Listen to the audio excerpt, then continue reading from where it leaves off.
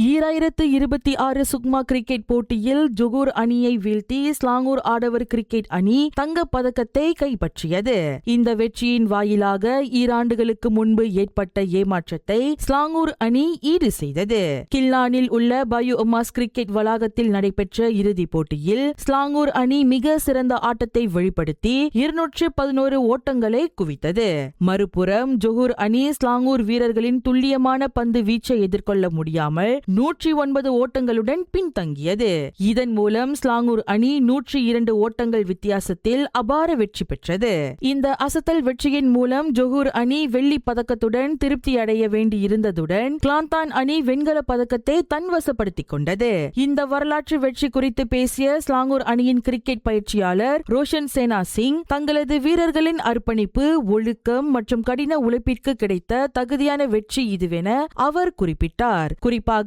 இந்த T50 தொடரில் ஸ்லாங்கூர் அணி மற்ற அனைத்து அணிகளையும் விட மிகவும் ஆதிக்கம் செலுத்தி விளையாடியுள்ளது என்று தனது பெருமிதத்தையும் வெளிப்படுத்தினார். கடந்த 2024 சரவாக் சுக்மா போட்டியில் வெள்ளி பதக்கம் மட்டுமே வென்றிருந்த ஸ்லாங்கூர் அணி இம்முறை சொந்த மண்ணில் உள்ளூர் ரசிகர்களின் முன்னிலையில் விளையாடி சாதகமான சூழலை சரியாக பயன்படுத்தி இந்த தங்கப் பதக்கத்தை தட்டி பறித்தது.